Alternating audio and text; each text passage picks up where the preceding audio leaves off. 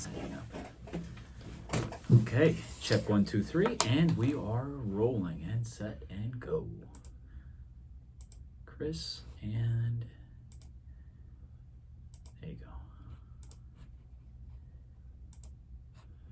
Hey, Debbie, it's Rick Elmhorst. Can you see and hear me okay?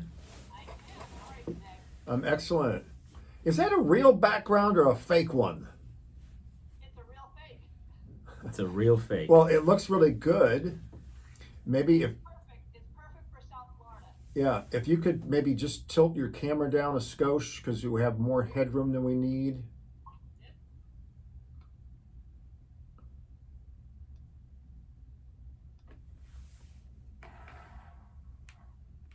Yeah, that looks good. Hey, Chris, should we call you Christopher or Chris? Christopher, please. Okay.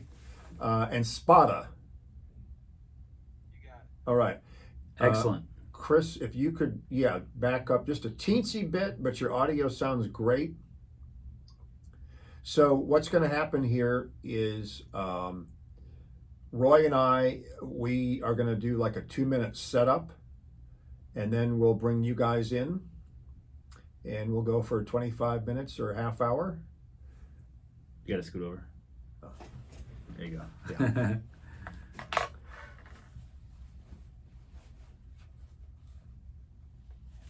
So, Roy, you ready? Yep, let's go.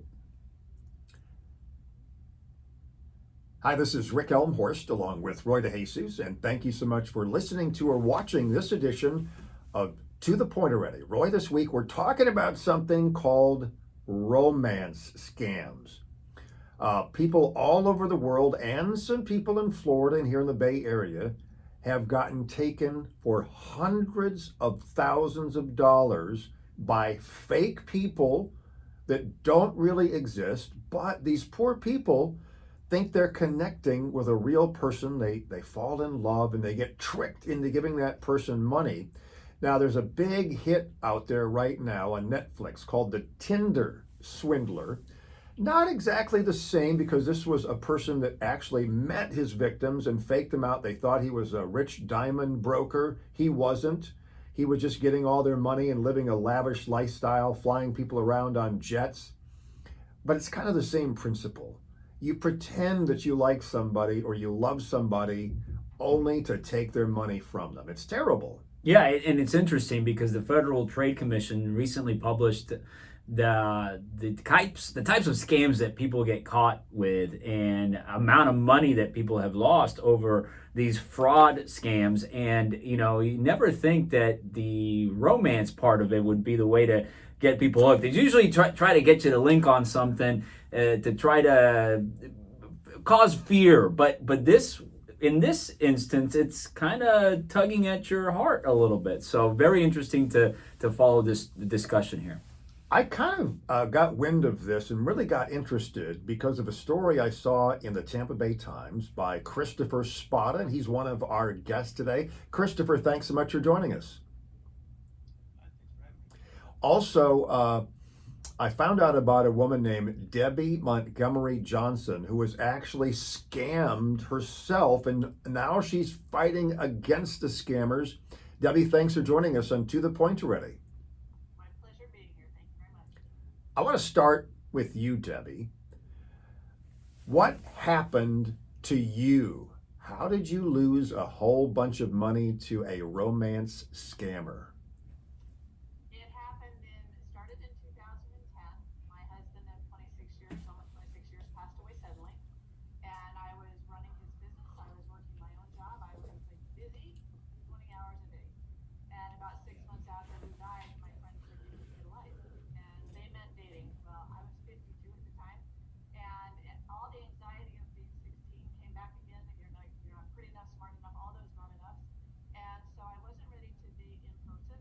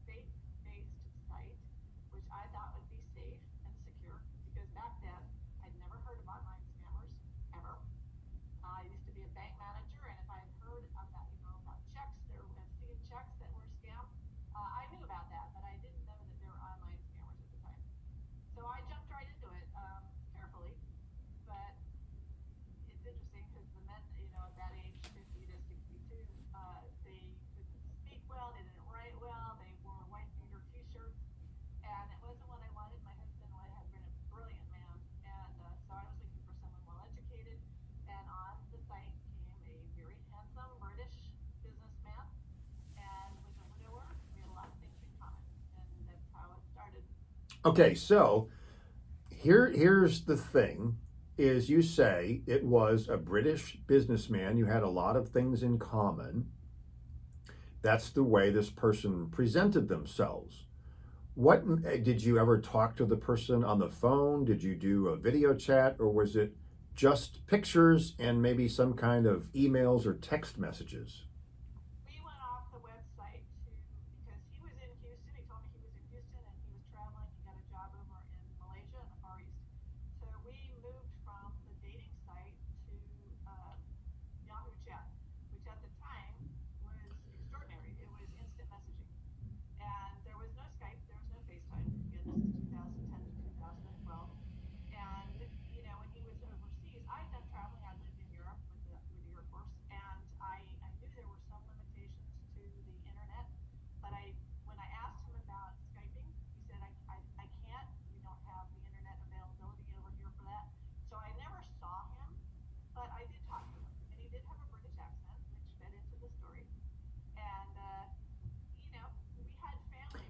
We he had a son, and I have 4 kids, and we talked about family. We talked about our spouses dying. We had a lot that we could talk about, and it was extraordinary. I actually kept 4,000 pages of journal about that whole experience, thinking it was a family history. And what did he say that his name was?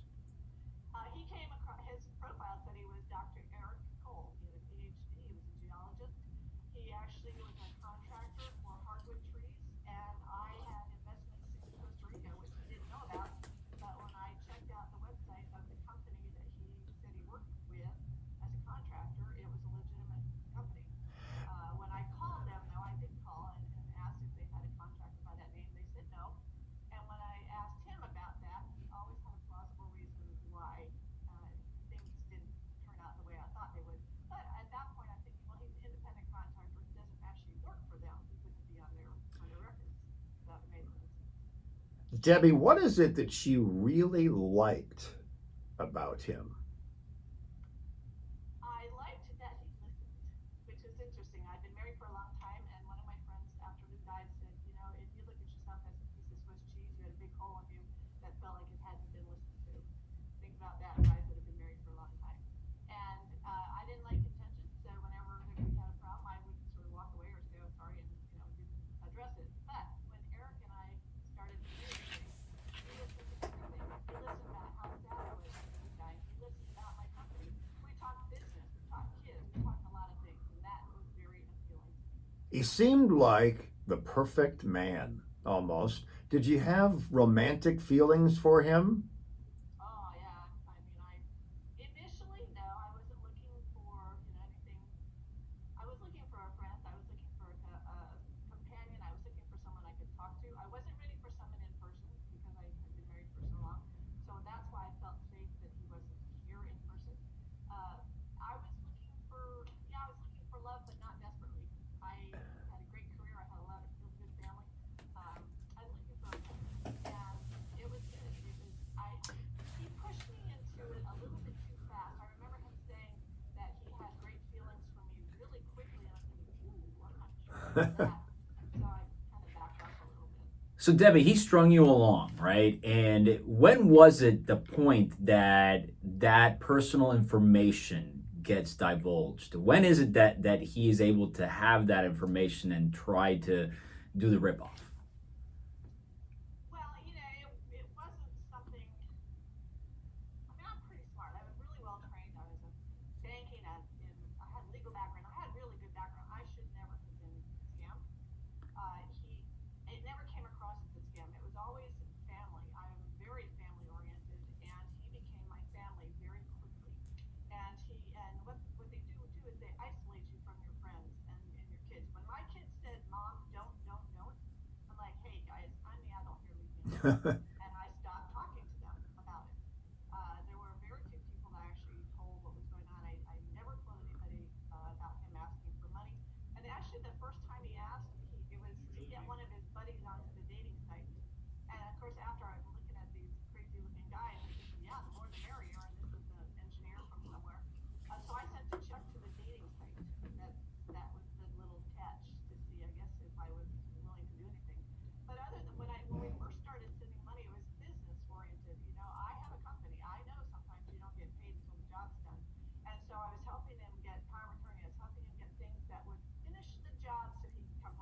What? Well, and I asked that because, Debbie, in many cases, the target is looked as somebody that's been fooled, right? But, you're saying that you know these things. You were a bank manager. You know where to catch this stuff, but he went through the emotion part, right? It's through the emotional channel that you got caught. Yeah, we call it the Midville hijack. It's the psychology of the scam where there's great grooming. These guys are not stupid. They are very, very well trained in universities in Nigeria and around the world, and they know how to take you through the process, to get you over the grief. If many many people are divorced or widowed at my age that are getting caught, but it's all ages. I mean, none of us are not going to be scammed one day. We are all right for being scammed by someone, and most of the time it's by someone in your family. So, Debbie, how much money did Eric, maybe I should put this in air quotes, how much money did he borrow from you to help him with his business because he was a little short of cash? You were going to kind of bridge him over, and then all this money was going to come in, and you were going to get paid back.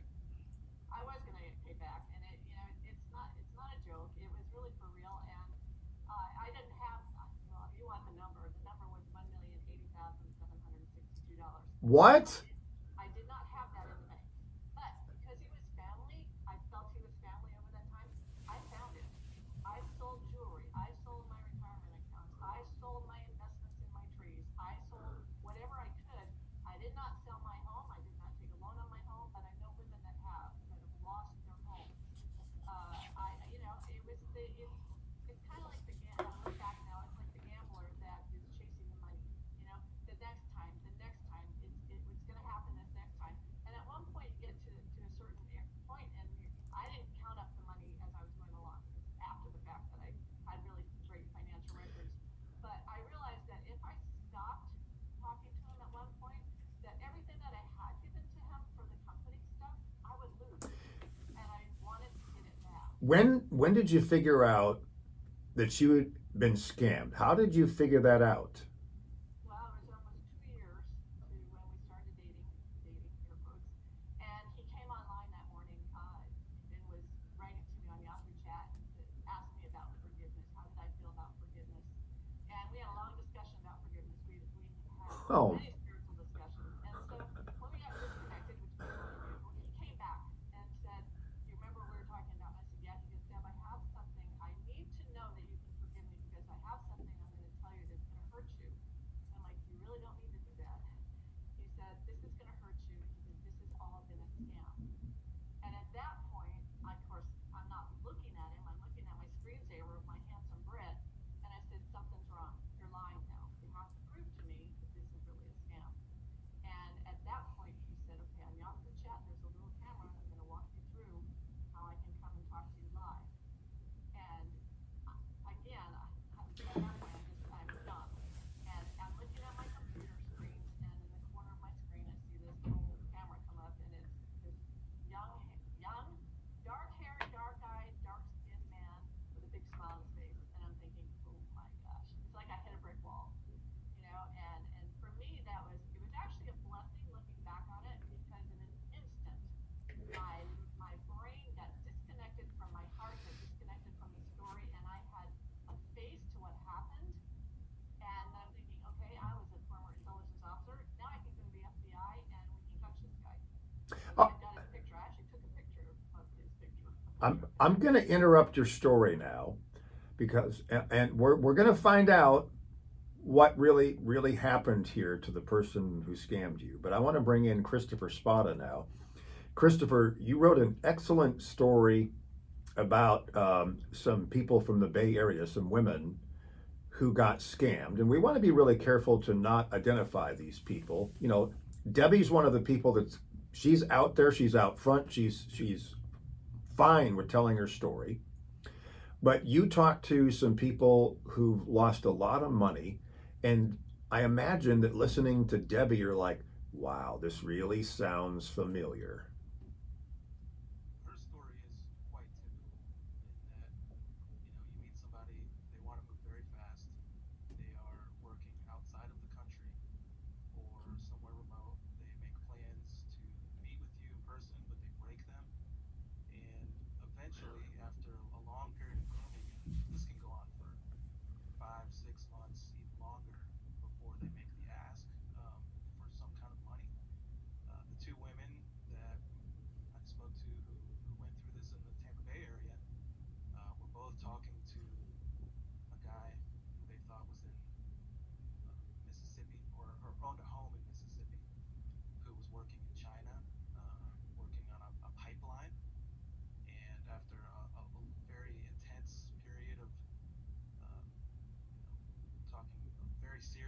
about having a life together in the future.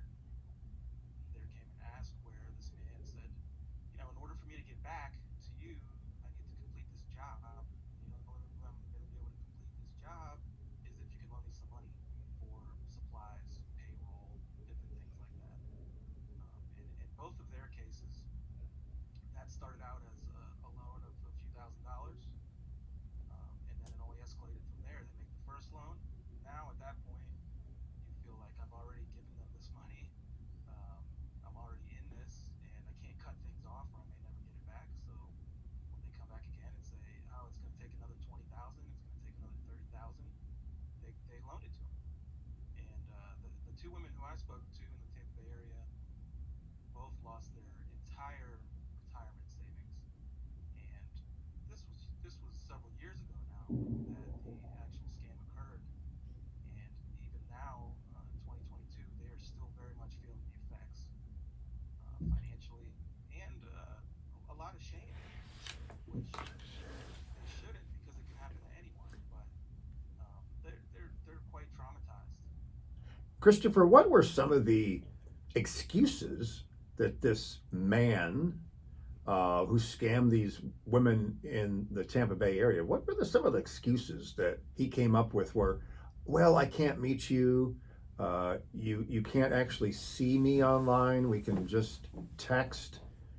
How did he convince people that of all these things? One thing that they will often say, which seems so simple, and it kind of speaks to the fact that these people really often want to believe that what's happening is a real connection.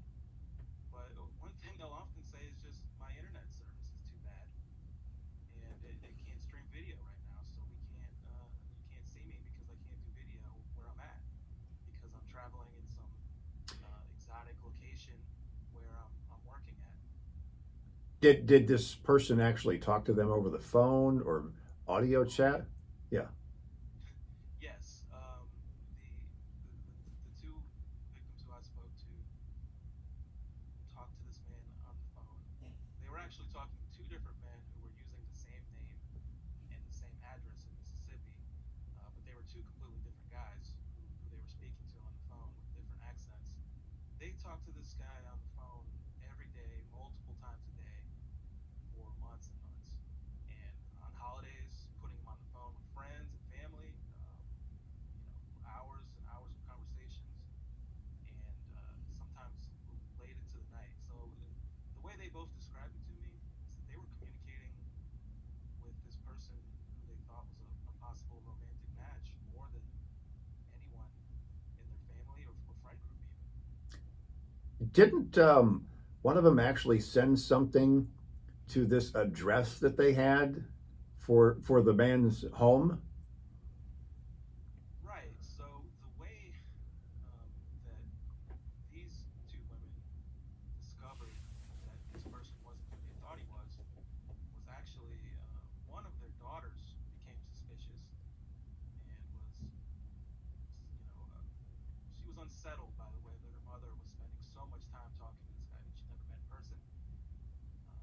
One of the ways this guy had proven that he was who he said he was he said, "Look up my property records, look up my address in Mississippi," and those seemed to check out. There was a guy with his name who owned a home in Mississippi.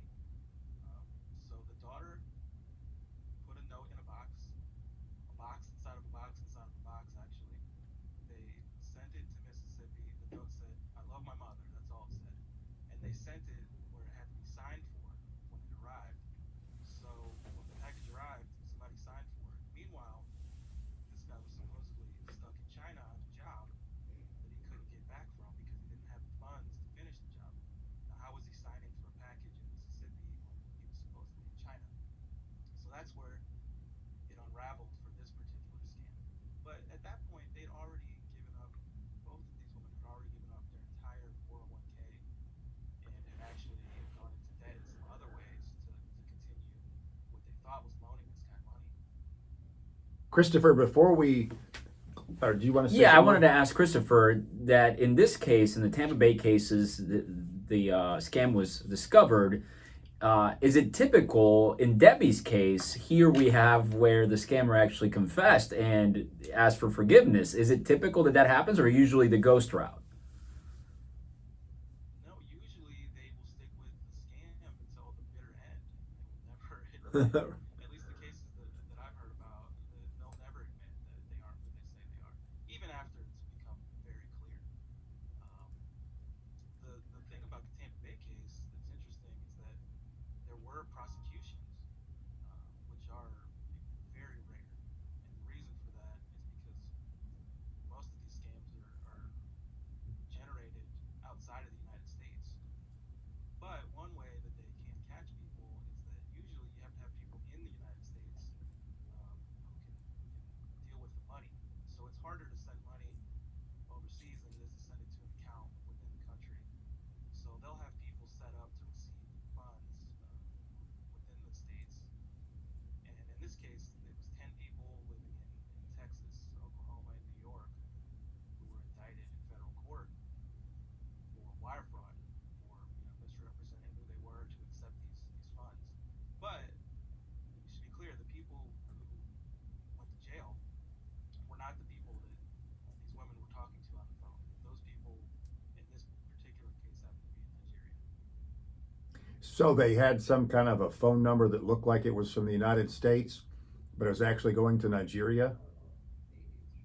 Yeah, it's incredibly easy to fake your phone number at this point. So that's one thing that everyone should be aware of, is that you can never verify where somebody is just based on their area code. I want to go back to Debbie Montgomery Johnson now. So this Eric, in air quotes, makes this confession to you, shows himself on video of all things, and then all of a sudden the romance part of it snaps in your brain and you're on to him and you're like, oh, okay, this isn't going to stand. What did you do next? I called my parents because I had gotten them involved, and the next day we went over to the FBI with all of my information. Walked into the FBI here in Palm Beach, and they said, "Deb, we're so sorry." He said, for one thing, more men get taken than women for over $1 million in Palm Beach County, and they'll never tell you. And I believe that. The next thing they said is, unless you can get them here to the United States, there's nothing we can do, which is exactly what Christopher just said. The guys that are getting arrested today are the money mules, and the guys that are here in the States. And let me make one thing clear: that those women are, the scammers are not one guy. We're not talking to one guy. We're talking to a team of guys. It is a they, not a he.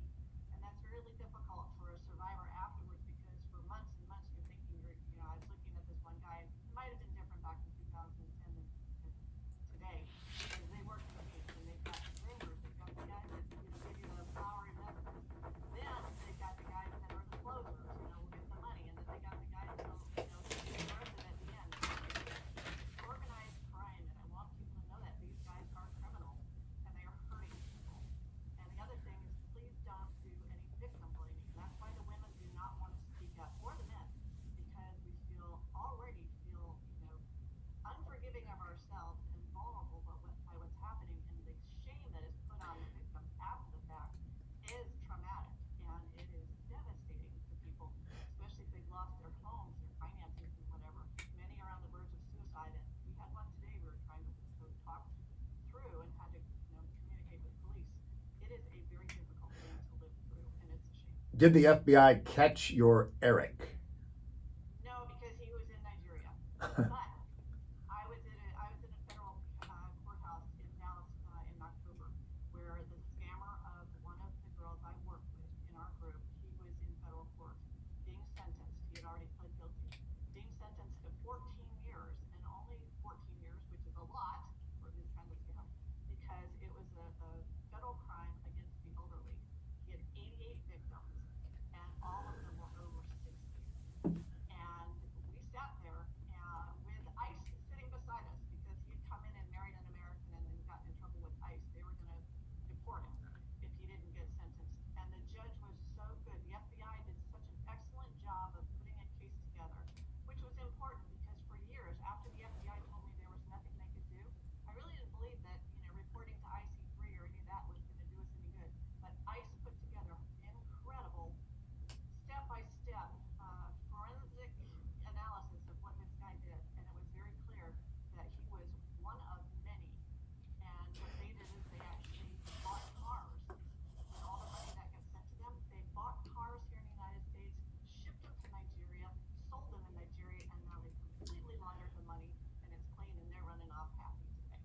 Debbie, what has this done to you personally, as far as being a woman who was hoping to find a man? You wanted companionship and love and romance. You invested all of this time and you got ripped off for a whole bunch of money. What has it done to you as a person and somebody who wants love? Well, it changed me from the inside out, and I was not going to let them have the power. And actually, I started dating soon after that. I don't even know how I could have done that, but I remarried. I've been married for 6 years now. Well, that's great to hear. Yeah, I want people to know that there's hope because most people will shut down and never trust anybody again, and that's sad. Really sad. You're part of an organization that tries to help people who've gotten scammed. What is it? I'm on the board of directors of the Society of Citizens Against Relationship Scams. And again, it's not only romance scams, these are socially engineered scams against everybody. And ours happen to be romantic. As a matter of fact, the millennials are being taken in these kinds of things because they also are tied to investments. And that's Bitcoin and cryptocurrency scam, which starts off as a friendship, and then they want to get them involved to learn about cryptocurrency.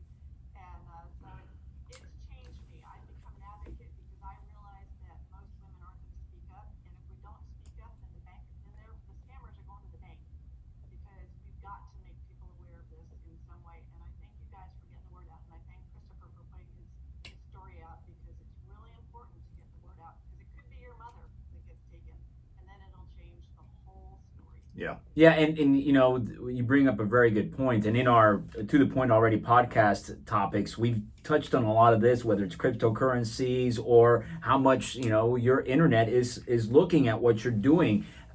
You know, Debbie, in your personal experience, and Christopher, in your reporting, what have you guys seen? How much is our own internet histories and internet lives leading to some of this targeting, right? These are sophisticated criminal organizations. There is some way for them to grab that data that lives on the internet from us, whether it's on social media, any of our transactions, and then they're compiling these profiles of us, and then they're targeting specific groups. Christopher, go ahead. Well, that kind of speaks to why romance scams are the number one type of fraud that the FTC has seen over the past 5 years. Because you're going on a dating app. No one has to pay for it. You're putting yourself out there, your photos. You're telling people about your life. And it's kind of, how are you going to date someone without opening up? Right. But at the same time, that's exactly what you're doing is creating a profile of yourself that someone can take advantage of. So you're in a vulnerable position. Yeah. Well, unfortunately, we've run out of time and we're going to have to say goodbye. But Christopher Spada and Debbie Montgomery Johnson, thank you so much for joining us on To the Point Already. And Debbie, thank you so much for sharing your story and hopefully helping others too. My pleasure. If we can help one person, then this has all been worth it. Thanks much. Thanks, guys. Appreciate it. You guys take care. Much luck to you guys. Thank you much.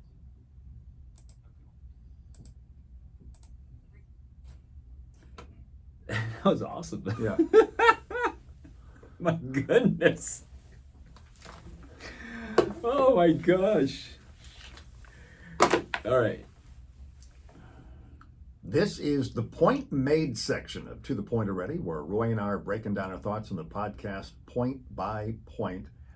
I don't know if disgusting is the right word here, but what kind of human being preys on people who have probably gone through a hard time in life and takes advantage of their vulnerability and their need for love and literally gets on the phone with them for hours pretending that they care about that person only to steal from them. It's terrible. Yes, and you know, one of the major points here is that these are criminal organizations. It's not one person doing Right. this. This is a group of people that are planning an attack on people that are vulnerable, like you Right. said. So it's a lot easier for them to try to target a certain population that is already in a position to be able to open up to, Right. to people. So it's horrible, but we have to acknowledge that this is a targeted approach to a crime that involves a lot of people against people that are by themselves and might not know how to deal with that.